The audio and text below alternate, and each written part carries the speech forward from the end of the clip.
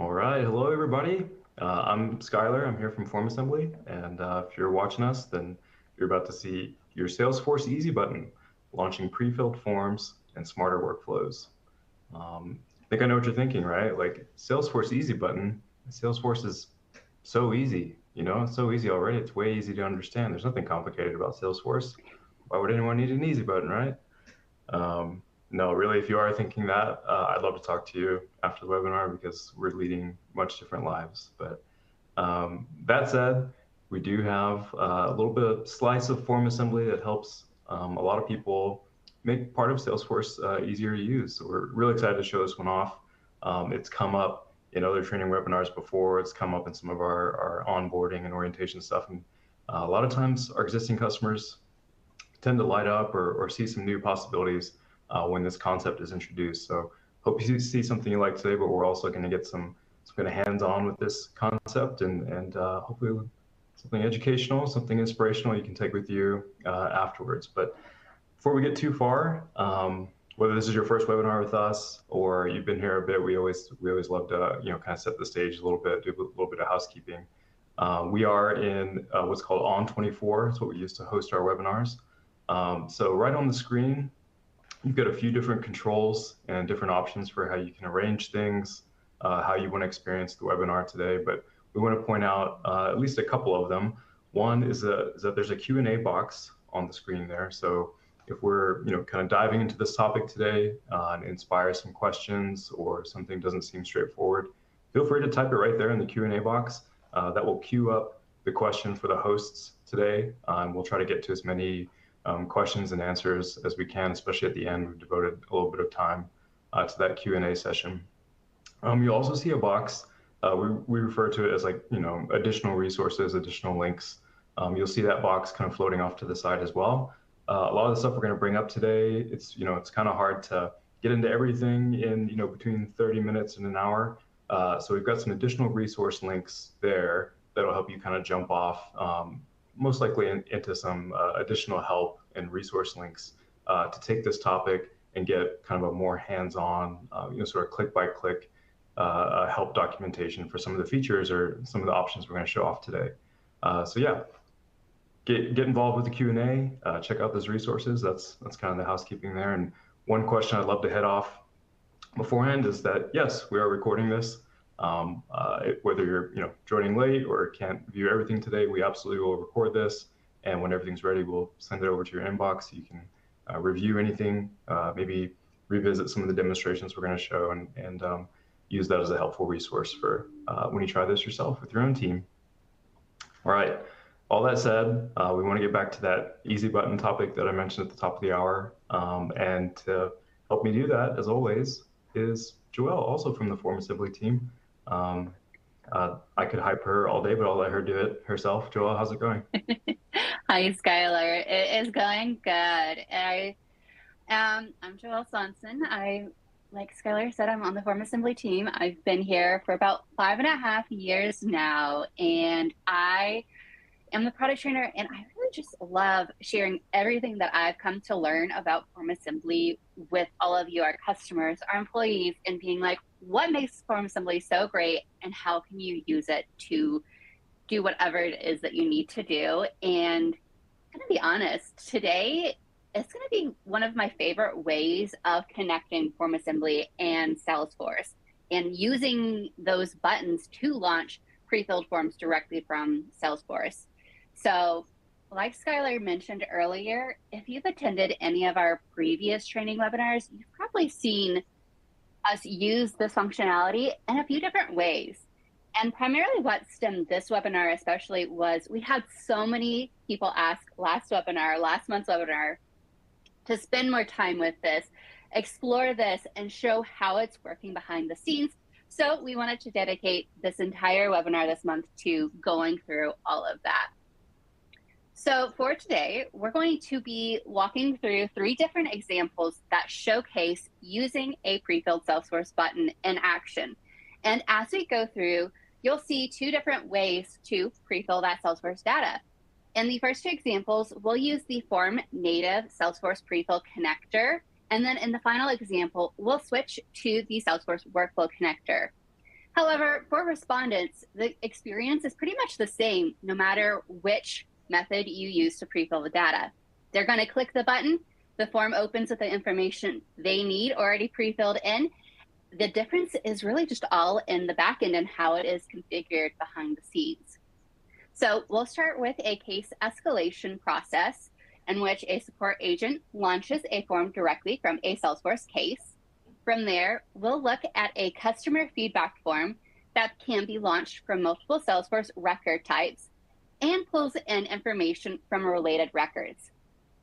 Finally, we'll finish with a field operations example that combines record data with information about the Salesforce user who launched the form, giving us a chance to explore that workflow connector approach and really expanding that possibilities of what you can do with these buttons. For each example, we'll also be covering it in the same format. So we'll start with, in Salesforce, seeing how that the Salesforce button user experience is, what's going on there. Then we'll jump into FormAssembly to see how that prefill setup is working and what's going on there, with ending that button configuration in Salesforce, showing how everything is tied together. And as I go through these examples, I don't want you to focus too much on the specific forms themselves. Instead, think about the overall pattern. Your users are already working in Salesforce, and they click a button, and the form immediately has the context it needs for them to continue doing their jobs even better. And I hope that by the end of today's session, you'll walk away with a few ideas for how you could use the same approach in your own processes. With that, let's jump into our first example. So as I mentioned, this is going to be a support escalation form. And this is something that we actually use on our own support team here at FormAssembly. So our support agents work cases in Salesforce throughout the day. And while the initial support specialist can resolve many issues, there are times when a case needs to be escalated to a tier 2 team member. When that happens, it's important that the escalation includes all of the information the tier 2 needs to begin investigating right away.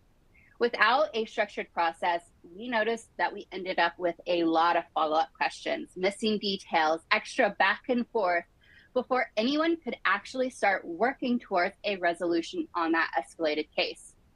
So give me a moment to share my screen and I can walk you through what all that looks like. Okay, give me a second. It's buttons not wanting to work. And Joel, while you pull that out, I just want to reiterate something Joel said a couple slides ago, was that, depending on what account you use with FormAssembly, or whether you're just checking in today maybe and you haven't used the platform before, just want to reiterate that, especially in the classic FormAssembly, we have what we call a form builder. You can set up an individual form and use various connectors with that individual form. We also have a workflow builder where you can bring not only a form, but add additional steps and kind of build out an entire process, what we call workflow. You're going to see both of them today, the form level and the workflow level. So if something looks different than your account, that might be why, but we're going to show you, again, some of this functionality connected at the form level in that form builder, and some of this functionality related to a workflow in a workflow builder. So just again, a heads up as you see these demonstrations, just keep that in mind. Yes, thank you, Skylar. Yeah, we'll see a little bit about those two different ones as we go through, so you can kind of see and know which one will work best for you. And here, back with the support escalation form, we can see I'm here on a case. Say, okay, I've been working on it, getting it ready. Oh no, I hit a roadblock, I need to escalate it. All I need to do as that support specialist is click on this escalate case button, and then it'll open up a pre-filled form with that case number, case reason, case priority, all of that information ready to go. And all I did was just click that button, and I didn't have to search for this form. I don't have to come in and copy and re-enter all of these details that already exist in Salesforce. Instead, myself or the support specialist can focus on just coming down here and entering in the specific context and details that tier 2 needs. helping create a more consistent escalation process and ultimately helping us get issues resolved faster. Then once the support specialist has submitted and entered everything, the escalation form gets submitted, and all of this details gets written back into Salesforce, and the case is routed to the appropriate Tier 2 team member. That gives that next person in the process immediate access to both the original case details and all of the additional context provided by the support specialist, helping reduce delays and unnecessary back and forth. Now, let's take a look at what's going on here in FormAssembly. So whenever I come into FormAssembly, I've got my Form native Salesforce prefill connector open. And here, I'm just doing a lookup for a case, and I'm using that case ID parameter. And for the lookup, I can come in and prefill all of those fields from Salesforce that I want to be bringing into the form. And so once those are all done, we're ready to connect it to Salesforce. Now, to go to Salesforce, I have my button, that escalate case button on the case object, already configured. If you don't know too much about setting up buttons on your Salesforce records, I have linked in the resource section here on On24 a link to the Salesforce trailhead that walks you through how to go about creating these buttons and getting them started and usable on your records in Salesforce. But we'll be focusing primarily on just building out that pre-filled link on the button itself. So I've got everything set here. What I've done is I have pasted in the form link, and then we can get started building that pre-filled link. So I'll enter in the question mark saying, hey, prefill connector, get ready for some information. That parameter case ID so that it can use it in the lookup equals this. Now this is going to be a merge field in Salesforce. And basically how these merge fields will work is that every time this button is clicked on the case, it'll automatically bring in the case ID for that specific case. Now, how do you go about getting these merge fields? I'm going to go ahead and just delete that for now so I can walk you through it. And what you'll do is you'll select your field type. In this case, we need it from case, so we'll leave it there as case for the object.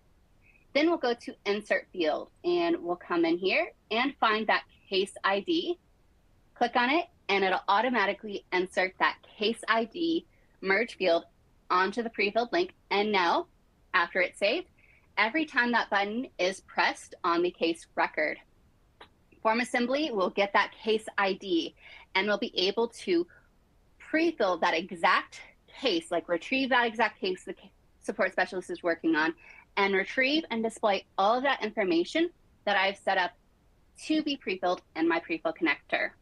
And that's pretty much the pattern you'll see throughout all of today's examples. It's not just the form opening, but we want to have it open with context, and all of that context is coming from Salesforce. So now that we've seen this example with just a single Salesforce record, let's build on that a little bit. Because one of the questions I often hear around prefilling is, what if I need information from more than one record? And that is absolutely possible. And one way we do this is going to be through that example that we're going to use today is going to be that customer feedback form. And so in this customer feedback form, you may recognize it from last month's webinar, but if you haven't had a chance to watch that session yet, you can always check it out in our website. But to get everyone on the same page right now, our customer feedback form is designed to allow team members to submit feedback on behalf of customers directly from Salesforce. And one of the things I really love about this form and process is that it isn't tied to just one team or one team's process or anything. A sales representative might be talking with a prospect and receive feedback. They can click from the opportunity record where they already have open for that prospect to submit this feedback. Or, a customer success manager might be meeting with an existing customer and hear their suggestions or feature requests.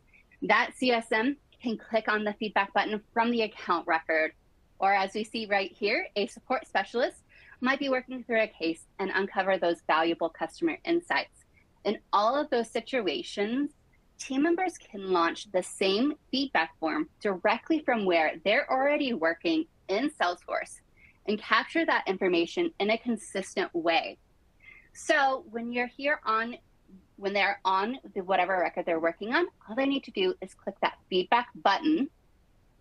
It will then open up a pre-filled form where all of the information that needs to be collected and tied to that piece of feedback is already pre-filled for them, such as this account information, the contact details, if it's on a case, those case details, the requester ID, all of that gets pre-filled into this so that they're not needing to go back and forth and copy and paste the different information, find all the different related records that need to be included in this feedback.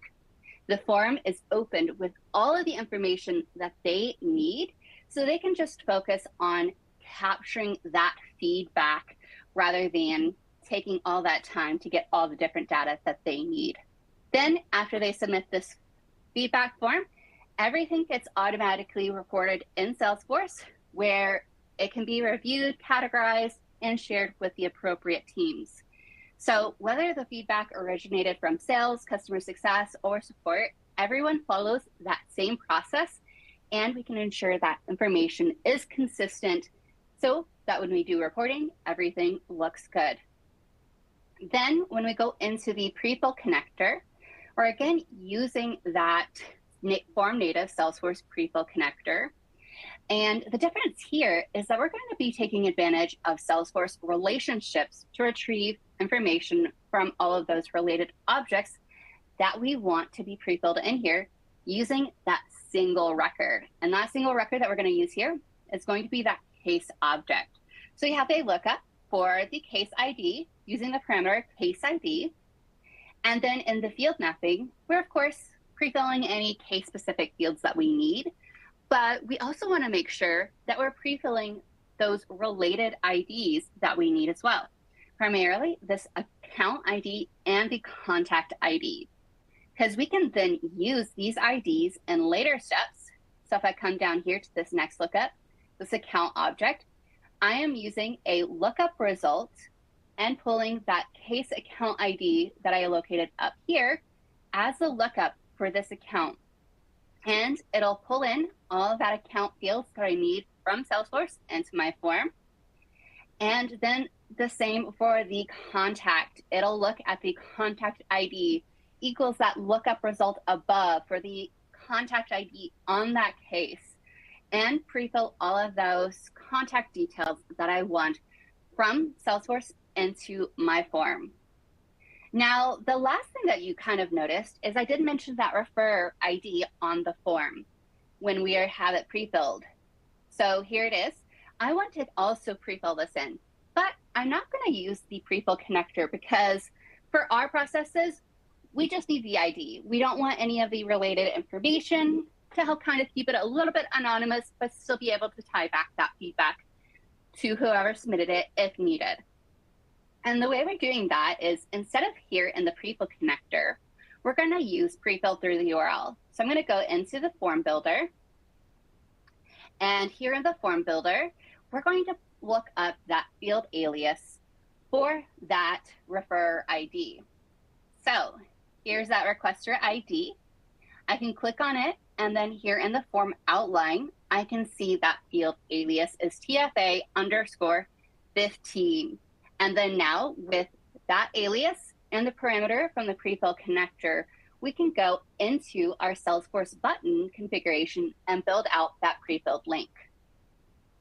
So here is that feedback button here.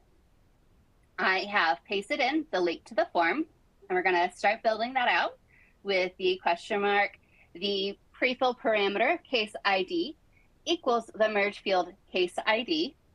And then I have an ampersand to say, hey, there's another parameter that I want you to pay attention to. And I'm using that field alias TFA15 So it knows, okay, great. It's not going to the prefill connector. It is actually going to send a value directly to that form field. And that's going to be this user ID merge field. Now, how do you get that? We saw how to get the case ID merge field, but let's take a look at a different object than the one that we're currently working on. So as a reminder, we're on this case object currently. That's what's appearing here. I want to pull something from the user object in Salesforce. So I'll just click on that and find the user object from my list of objects, pull it in, and then now I can see all of the fields on my user object, and I can pull in that user ID merge field into my link. And with this saved, now every time this link is clicked on a case record, it will automatically pull in the ID for that specific case and the ID for the person who clicked that button in Salesforce. And so that we can have everything working together, going from the right spot, and not leaving where they're working to submit everything that they need to. Speed up that process for them a little bit. Now, with all of this, what if we want to take it one step further? Because in addition to passing that information from multiple Salesforce records, we also want to, pull in data specific to that user who clicked the button for other processes and things. That can open up a lot of really interesting possibilities in the prefill connector. So for our final example, we're going to take a look at an operation report form. And it's going to be switching gears a little bit because this is a case that I've seen several customers use rather than one that we personally use ourselves here at FormAssembly. But this is one that I've seen used across organizations that manage physical locations and field works, like park services, utilities, or maintenance teams that are responsible for working across multiple sites. So in this scenario, let's imagine we're a park service where field operations specialists are responsible for things like trail maintenance, facility inspection, safety checks, and general upkeeping across different parks and recreation areas. After completing work at a site, the specialist needs to document what was done, what conditions were observed, and whether any follow-up work is required. That information is important, not just for record keeping, but also for planning future maintenance and ensuring safety standards are met. To support that process, we have here on our operation record and object, we have a operation report button. And when the field specialist is on site using Salesforce Mobile, for example, they can click on that button and open the record for the work order that has been assigned to them and have it be opening up the pre-filled form with everything that they need, that information about the park, assigned work order details, and any other relevant context that they need, all pulled from Salesforce, from those multiple records in Salesforce into here. And what's especially useful in this scenario is that we can also capture who clicked the button and their details so that the form automatically knows who clicked it, which specialist is completing the work, and they don't need to re-enter any of their details. It's all already in here for them. So all the specialist needs to do is just come in here and quickly enter in all of the details about the work performed, add any of their observations from the site, and note if any follow-up actions may need to be required, so that once this form is submitted, that information can all be sent back to Salesforce, where it can update that work record, create follow-up tasks, notify the appropriate teams, and help maintain a complete history of the work performed at that specific location. And once again, all that happened was just clicking that button to do all of that and allow that form to have the context it needs so that that field specialist can just focus on their work and quickly documenting what was done without taking the time to re-enter information we already know and already exists in Salesforce. So before we hop into form assembly itself, I do want to first take a look at this button, just because we kind of see those buttons so we can get an idea, because with workflow, we use workflow parameters. So here in the button, I've got my link to my workflow. And to take a note, we've got the op ID parameter and the user parameter. So these are both workflow parameters that I am then using the operation ID for this merge field and the user ID merge field that I pulled in using that same method that I showed you with the other two examples. So then now that we know, okay, those are our two workflow parameters, we can now come into our workflow and our Salesforce workflow connector. Now, one thing I really love about our Salesforce workflow connector is that it can both pre-fill and send data. So you don't have to worry about switching between different connectors here in workflow. This one connector will do it all. And I really love that. So here we've got our first action, which is a lookup operation action. So I've got it set. So I'm saying, okay, great. I want to look up that operation. The lookup query is the record ID for that operation equals that workflow variable op ID. So that now that's connected to the workflow link, and I can pull it directly into my prefill connector. And then coming down in the mapping, I'm pulling in all of those details that I need from Salesforce into the form, and also going ahead and saving some of those details as variables. Like, for example, I'm saving that record ID for the operation as a new op ID variable in my workflow. I'm also coming in, and the park is a ID in my Salesforce. So I want to go ahead and pull that park ID from my Salesforce as a workflow variable park ID, so that then I can come down to my next action and pre-fill that park info using the park ID variable as a lookup query for that park record ID. So then that way I can pull in all of that related park information quickly and easily using those variables that I've created in my workflow. And again, just mapping all of those fields so that I want to pull from the park record. And the last action in this connector is going to be looking up that user information. And as I mentioned, that user ID, we're mapping that to the workflow parameter user ID. So I've got it mapped as a variable, pulling in that user ID parameter.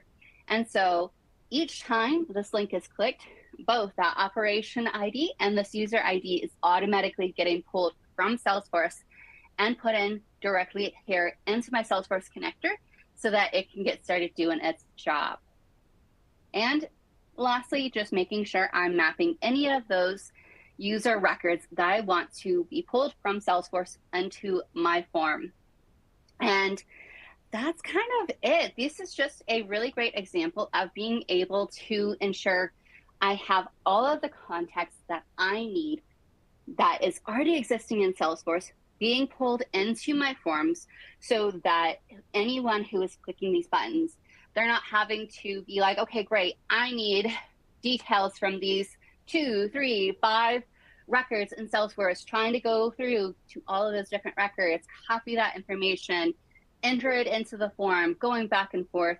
All they have to do is just click that button and everything gets ready to go for them in the form, and they just have to get started entering in the information they need, saving them lots of time. And so with that, I just kind of want to leave you guys with some final thoughts before we move into questions. And with this, the real value of this pattern isn't necessarily the button itself. It is absolutely valuable, that Salesforce button, but it's really what happens after that click. It is the idea that you have that form open, ready to go with everything already in there. And so while all of the use cases today were different, it is just that same pattern. The button, records passed, form open, ready to go. So whether we were escalating a support case, capturing customer feedback, or documenting field operations work, the goal was to give our users the information they already need and we already know without requiring them to manually gather or re-enter that data that's already in Salesforce. And we saw two different ways to make that happen: the Salesforce prefill connector on the forms and the Salesforce workflow connector. And while the configuration differs behind the scenes, both approaches help create a more efficient and user-friendly experience. And if you're looking to reduce that manual data entry, improve data quality, or streamline an existing process, I hope you can kind of keep this pattern in mind throughout your different processes and how you can apply them, and give you a few ideas of how you can use those Salesforce buttons and prefill together within your own organization. With that, do you have any final thoughts before we move on to questions, Skylar? I just heard you saying, talking about that manual data entry part, quality of data part. I mean, I was just at a Salesforce event in Chicago a couple weeks ago, and this comes up over and over, right? It's one thing to have these kind of processes set up. It's great that, we're open to feedback, or we have a way for customers to submit feedback, or like in some of these hypothetical scenarios where, yeah, we do have a form where we can, file some of these reports, these operational reports. But so many times we talk to these teams, right? And it's someone gathered it sort of haphazardly, or someone's taking it, sort of by hand, or someone's spinning up kind of a one-off, sort of Google form or something to try to capture it, and the actual data itself just gets, siphoned off somewhere where no one knows, right? So the data isn't connected to like where it can be useful, or it's getting entered multiple times, or we're gathering it once at an event or out in the field, and then having to go back, to the office or to our teams later and like kind of manually sort of re-enter it, right? It's just, I have that conversation over and over and over with people. If you look at, some of the stuff on our website, or I'm lucky I get to talk to a lot of the stories we do for like success stories with FormAssembly. If you've ever been a part of one or read one of those, oftentimes you see teams saying, yeah, we're saving 40% of the time that we were spending on this stuff that's what it is. Like the power and how much stuff was connected up front under something like one of these buttons made sure that the right information was going to the right place as soon as that form was kind of filled out internally, right? And it may seem like something just, straightforward, but when you can consider some of these old processes versus, again, just having it easily done, with the click of a button, that really is kind of that secret sauce for those, again, time savings, manual data entry, quality of data.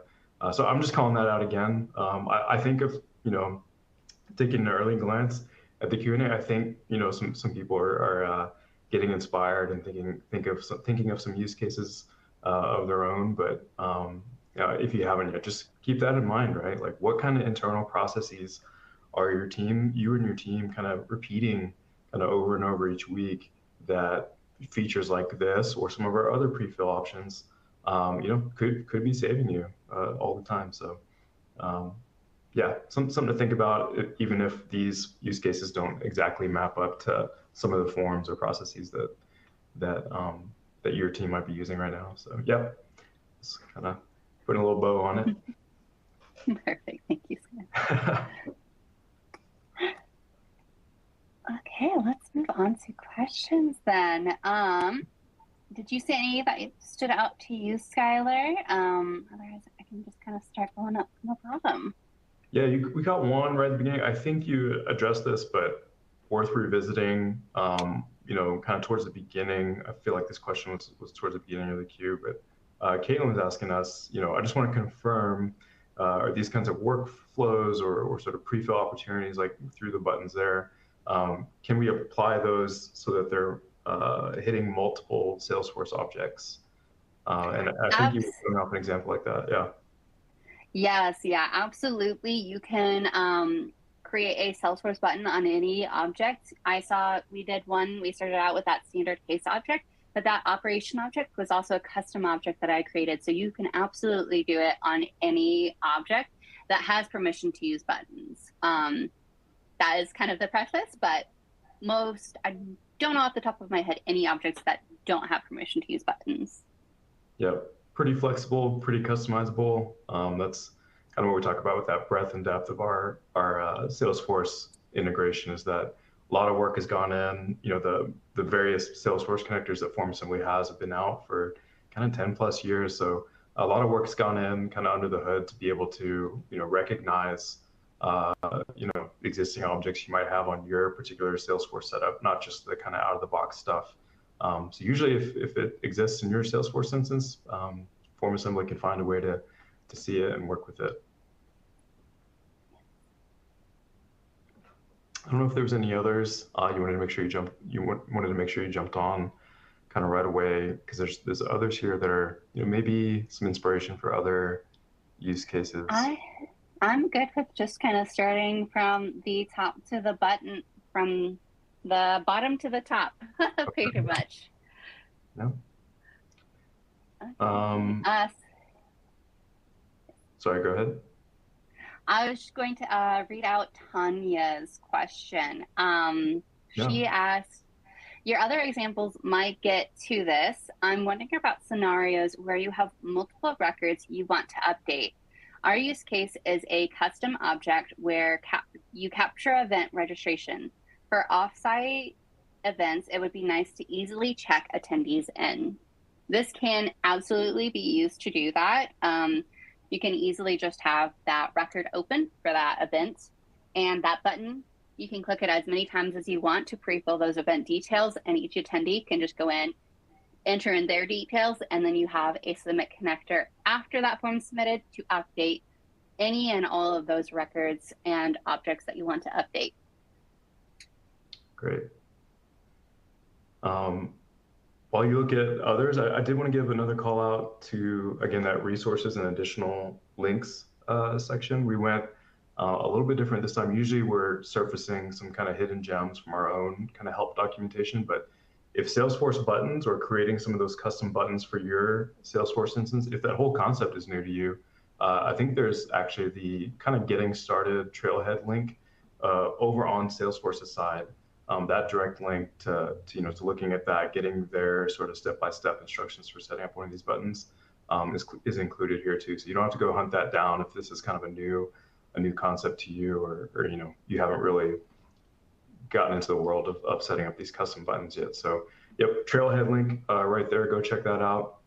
But again, also some of the setups we saw today, you'll find links to kind of getting started articles from FormAssembly help, or even some sort of specific sections we've directly linked to using some of the functionality we saw today. But on top of that, one more reminder that, because I've seen this question again, yes, we're gonna send out the recording that you just saw. So if you're feeling inspired, open up some of those resource tabs. Then when you get the recording, follow back along with Joel. That should really help out. So one more plug for all that. Yep. Perfect, thank you. Okay, so then the next question we've got is from Mary.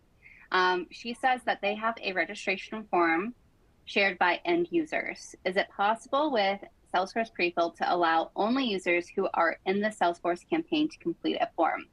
So if someone shares a form that they should not have access to, that person that it's shared with cannot complete the form because they're not in or associated to that specific campaign.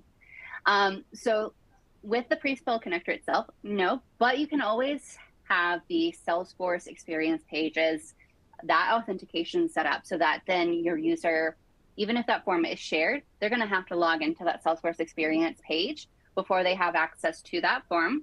And if they don't have access to it as that user, then guess what? Even if they log in, they're not going to be able to access that form. So that's kind of a way that you can kind of avoid if that form is shared and certain people shouldn't have access. I do recommend that authentication to ensure, or it doesn't necessarily have to be the Salesforce experience pages, but an authentication if you want to make sure you limit who can submit that form to a certain group of people. Nice. Yes. So then the next question that I saw that I wanted to answer is, can this process be applied to send out a form to a donor, or do something like verify their home address for end of year gifting or gratitude? So it's a little bit twofold. That is possible in Salesforce, the specific examples we looked at today with the buttons, that is not the way you would do it. The Salesforce buttons, they are literally just buttons to links. So like it would automatically open that link on your browser tab. And obviously I'm assuming your donors and things don't have access to your Salesforce instance.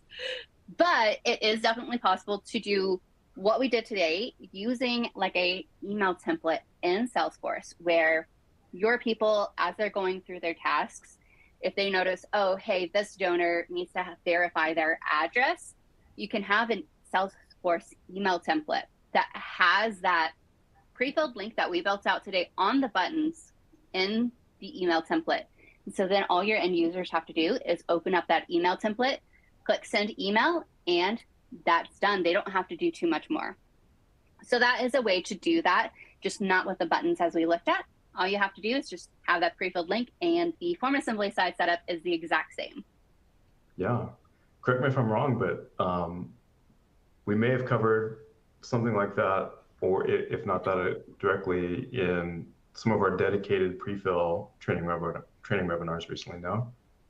Yes, we did cover pretty similar to that exact situation of being able to have that pre-filled link with merge fields on email templates in Salesforce. So that is definitely one to check out. I think workflow prefilling, I think, was that webinar that had it, if you want to check that out later.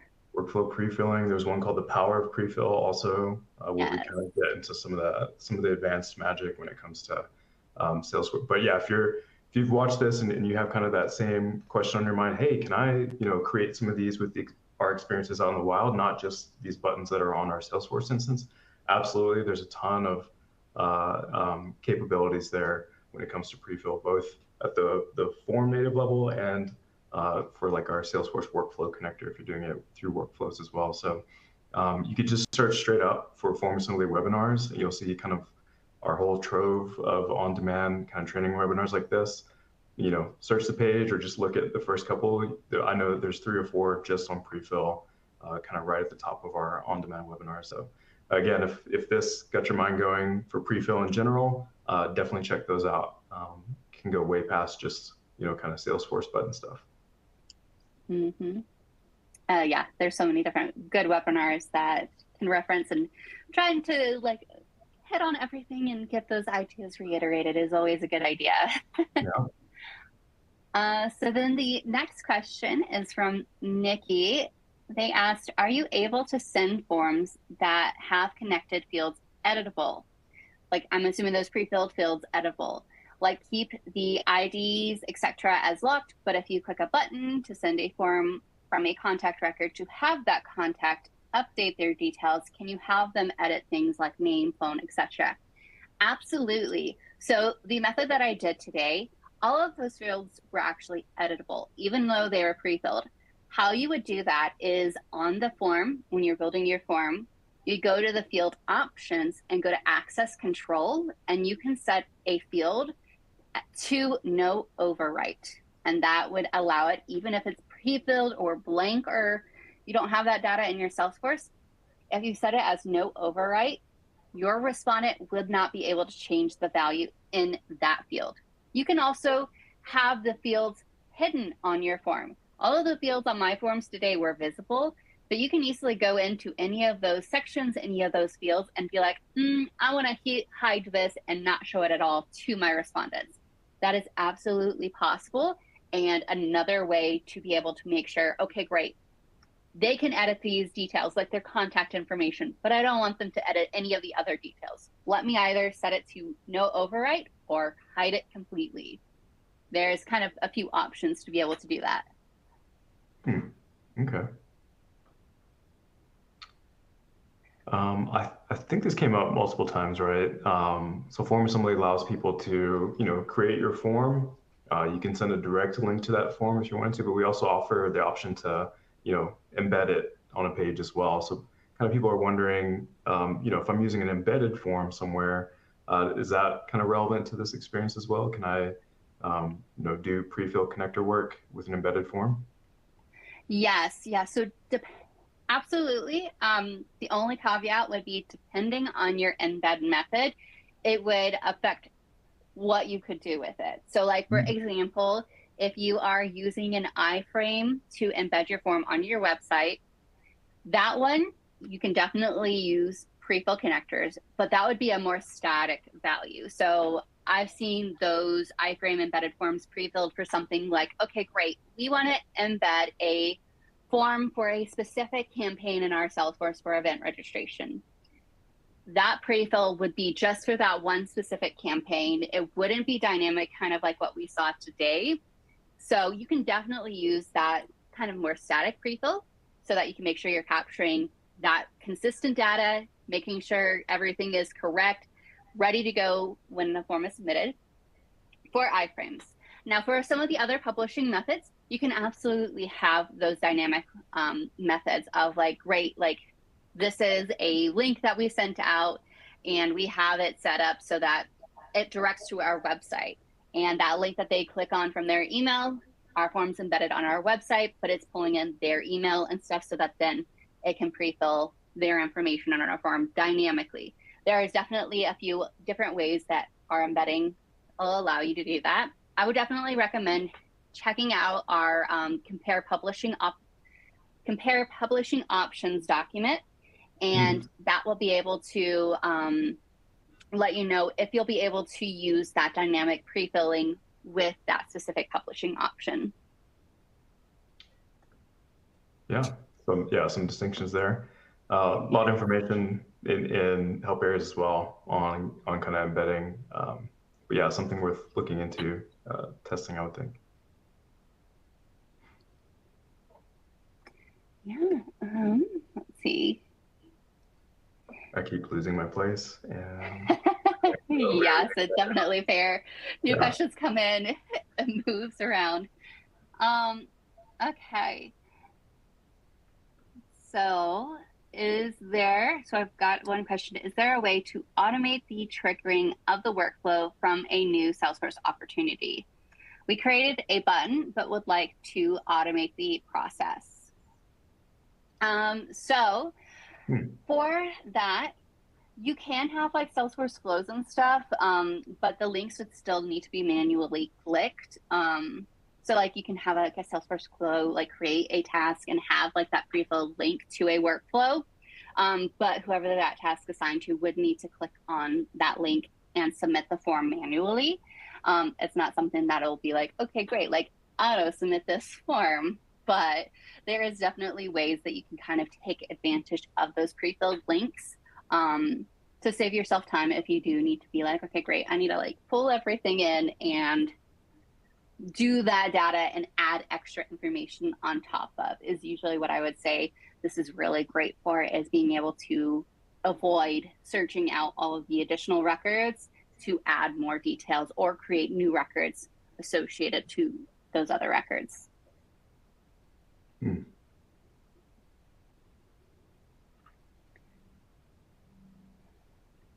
Okay. Couple questions in there. Seeing the form fill experience from your button, and I think a couple of these are asking about like kind of controlling sort of what's seen during the form fill experience. Like someone's asking, can I assume with these examples that you could hide the ID fields to reduce what the user sees? I don't know if there's kind of a distinction there again of like we were showing some internal processes with our own internal Salesforce instance. So being able to open a form that we use internally, capture a customer record or my record as a user within the system, and have that filled in automatically, versus some of those like kind of out in the field forms that we use for customers and new business and stuff, right? Yeah, it is absolutely possible to hide any of those fields that you don't want to have shown. As I'd mentioned, you can use either set the access to hidden or no overwrite. Sounds like hidden is kind of what you want.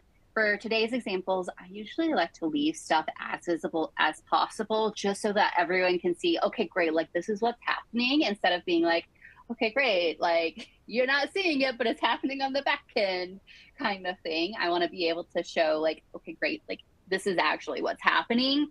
And you can absolutely hide anything that I showed you guys today, hide anything on your own forms to really suit your own processes, your own standards of like, we don't want customers to see this or our respondents to see this, but we still need to capture that data.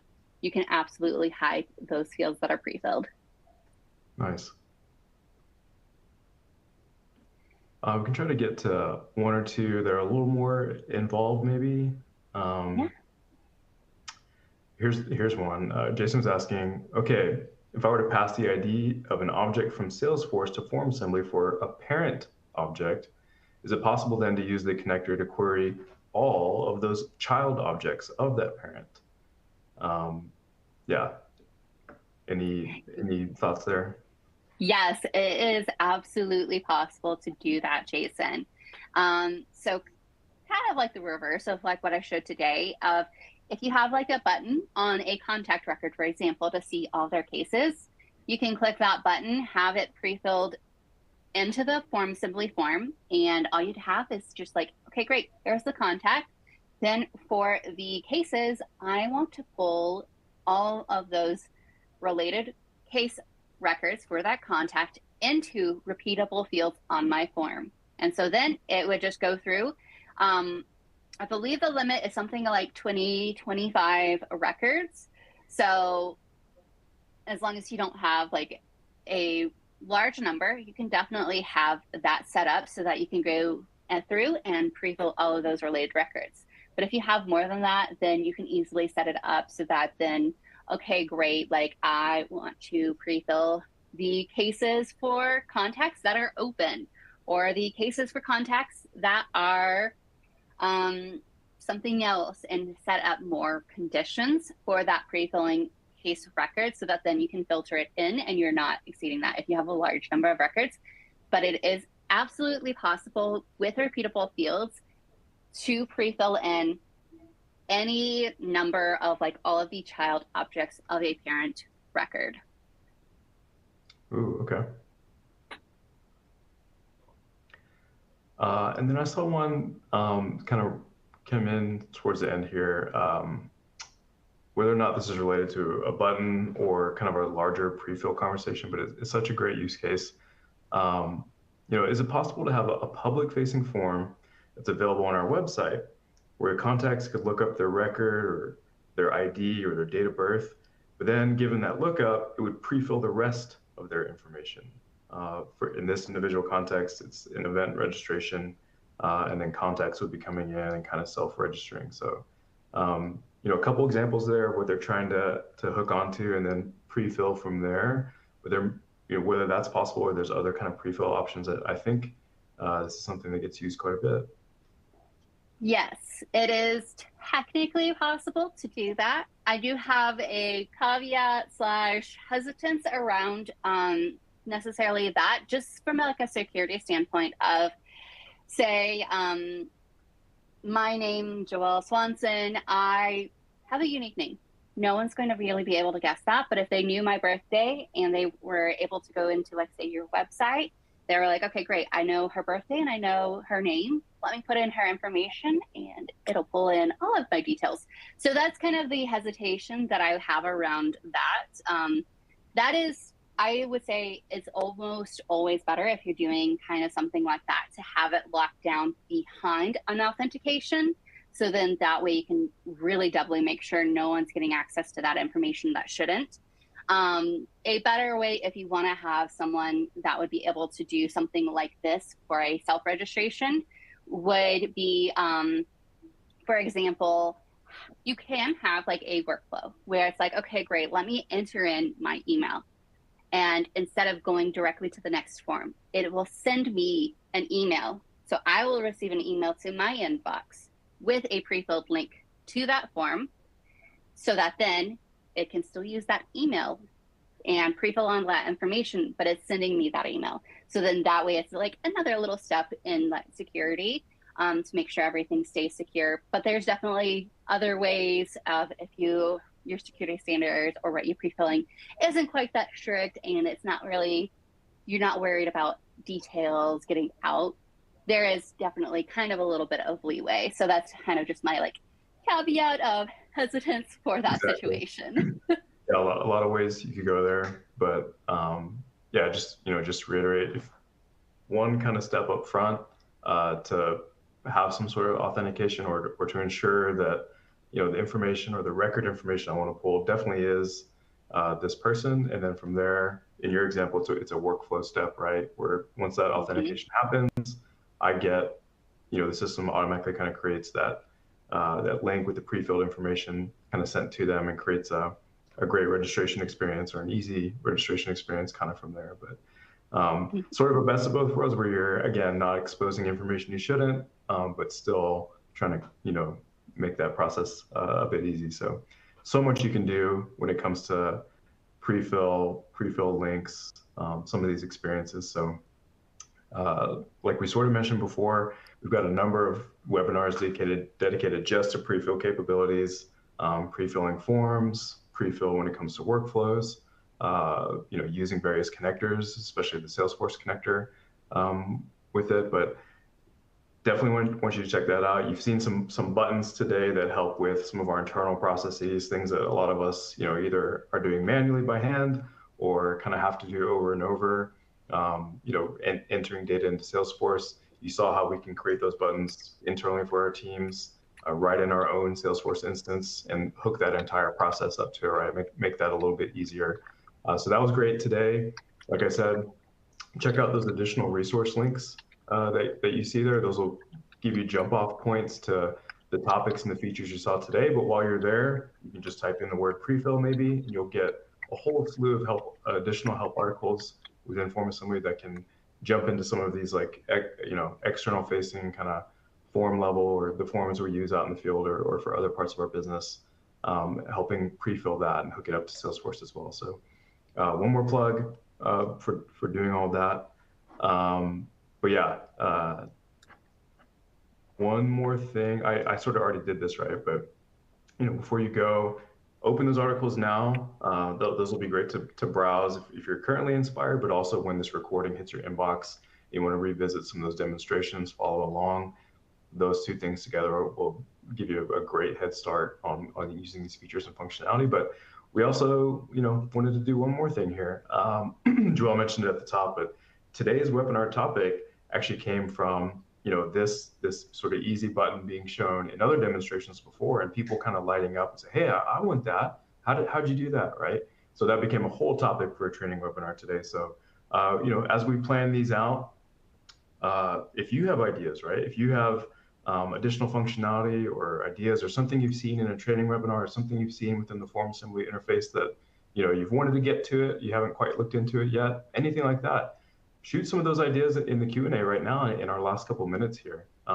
We'd love to consider any of those options, any of that kind of feedback, sort of fold it up into an overarching theme and create training webinars that represent the questions we see a lot of the time or the topics that people would find useful. This is all about, again, discovering those great kind of nooks and crannies of the FormAssembly platform that help take out some of that manual work, help clean up some of that data entry and quality of data, and yeah, just make our teams' lives easier, right? Like hopefully you saw that in some of the hypotheticals and examples today, like how it can kind of speed up some of your processes. So that's the kind of stuff we love to cover in training here. So just hop over to the Q&A box. If you have a topic in mind, if you have a certain kind of question in mind, if you have a certain feature in mind that you'd like to hear more about, put it in there now. And our hosts and our knowledge and our training and our help team will all be able to consider that and work on it from there. So one last plug Yes. before you go for that part. Yes, yeah, definitely put in those ideas. And then also, I know today we ended up going a little bit fast. So I did also want to say that you guys can look out for a use case doc that will be released by the end of July, going through step by step how to do everything that we talked about today, rather than like the quick, like, here, let's go through these 3 different examples. You can have a use case doc by the end of July that you can follow along with this to set up yourself these buttons. So yeah. Awesome. Knowledge team always doing knowledge things. Love it.